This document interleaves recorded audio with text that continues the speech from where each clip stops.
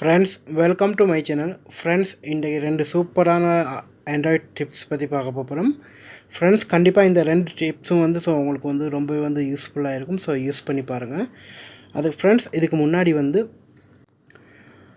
Friends எங்களுடைய YouTube channel நீங்கள் இப்போ தான் பார்க்குறீங்கன்னா சப்ஸ்கிரைப் பண்ணிக்கொள்ளுங்க. அதோடு சேர்த்து ஒரு பெல் பட்டனும் அதை கிளிக் பண்ணிங்கன்னா அதில் ஆல் இருக்கக்கூடிய ஆப்ஷன் வந்து கொடுத்துருங்க. அப்போ தான் நாங்கள் போடக்கூடிய புது வீடியோஸ் நோட்டிஃபிகேஷன் அனைத்தும் வரும். ஃப்ரெண்ட்ஸ், எங்களுடைய ஃபேஸ்புக் பேஜை வந்து நீங்கள் லைக் பண்ணில்லாட்டி லைக் பண்ணிக்கொள்ளுங்க. அதே போல் வந்து ஃபாலோவிங் கொடுத்துக்கொள்ளுங்க. அப்போ தான் நாங்கள் போடக்கூடிய வீடியோஸில் அனைத்தும் உங்களுடைய ஃபேஸ்புக்கு உடனே வந்துடும்.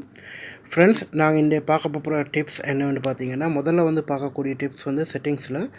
செட்டிங்ஸில் வந்து நீங்கள் பார்க்கக்கூடிய டிப்ஸ் என்னவென்று பார்த்தீங்கன்னா, ஜஸ்ட் நீங்கள் செட்டிங்ஸ் ஓப்பன் பண்ணதுக்கப்புறம் வந்து செட்டிங்ஸில் வந்து உங்களுக்கு எந்த அப்ளிகேஷனும் வந்து டவுன்லோட் பண்ணாமல் உங்களுக்கு வந்து ஸ்க்ரீனில் வந்து பட்டன் செட்டிங் பண்ணிக்கொள்ளக்கூடியமைக்கு ஒரு சூப்பரான டிப்ஸை பற்றி தான் பார்க்க போகிறோம். ஃப்ரெண்ட்ஸ், இந்த டிப்ஸை வந்து நீங்கள் செஞ்சிட்டிங்கன்னா போதும். உங்களுடைய மொபைலில் இருக்கக்கூடிய பவர் ஆஃப் பட்டன் அதே போல் வந்து இருக்கக்கூடிய பட்டன்ஸில் வந்து கிளிக் பண்ணாமல் உங்களுக்கு வந்து ஸ்க்ரீன் லாக் பண்ணிக்கொள்ளலாம். அந்த மாதிரி ஒரு சூப்பரான ஒரு டிப்ஸை பற்றி தான் நாங்கள் பார்க்க போகிறோம். ஃப்ரெண்ட்ஸ், இதில் வந்து பார்த்திங்கன்னா எஸ்பிலிட்டி இருக்கக்கூடிய ஆப்ஷன் வந்து செட்டிங்ஸ் வந்து ஓப்பன் பண்ணிக்கிறோம். ஓப்பன் பண்ணதுக்கப்புறம் வந்து பார்த்திங்கன்னா அதில் வந்து ஃப்ரெண்ட்ஸ், அதுக்கப்புறம் வந்து பார்த்திங்கன்னா உங்களுக்கு 4வது ஆப்ஷன் வந்து கொடுத்திக்கிறாங்க. அதை வந்து நீங்கள் ஓப்பன் பண்ணிக்கணுங்க. ஓப்பன் பண்ணதுக்கப்புறம் வந்து இதில் வந்து 2வது ஆப்ஷன் கொடுத்திக்கிறாங்க. உங்களுக்கு வந்து பட்டன்ஸில் எதுவும் வந்து கிளிக் பண்ணாமல் உங்களுடைய மொபைலை வந்து யூஸ் பண்ணிக்கொள்ளக்கூடிய மாதிரி. அதை வந்து நீங்கள் டிக்மார்க் வந்து ஆன் பண்ணிடுங்க.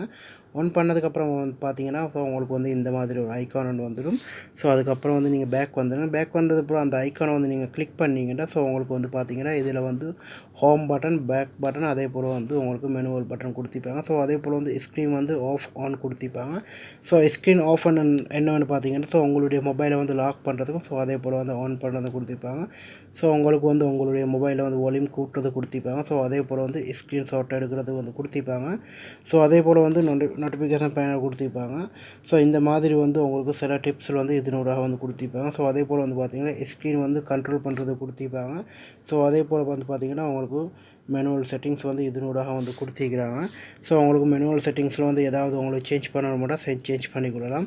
உங்களுக்கு அதே போல் வந்து மேனுவல் சைஸ் வந்து எந்த அளவில் வேணுமோ அந்த அளவில் வந்து வச்சுக்கொள்ளலாம். உங்களுக்கு ஸ்மால் வேணுமெண்டா ஸ்மாலில் வச்சுக்கொள்ளலாம்.